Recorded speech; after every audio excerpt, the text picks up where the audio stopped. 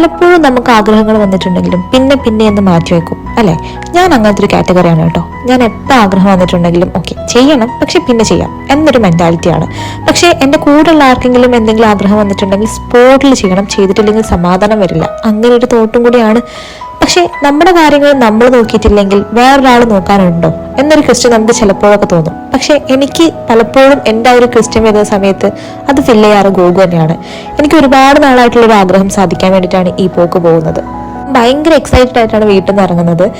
എക്സൈറ്റ്മെന്റിന് ഒന്ന് ആഗ്രഹം സാധിക്കാൻ പോകുന്നതിൻ്റെ ഒരു കാരണവും പിന്നെ നമുക്ക് നമ്മളുടെ ആഗ്രഹം വേറൊരാൾ സാധിച്ചു തരുന്ന സമയത്ത് ഒരു എക്സ്ട്രാ ഹാപ്പിനെസ് ഉണ്ടാവില്ലേ, ആ ഹാപ്പിനെസ്സും കൂടി മനസ്സിൽ വെച്ചുകൊണ്ടാണ് ഞാൻ പോകുന്നത്.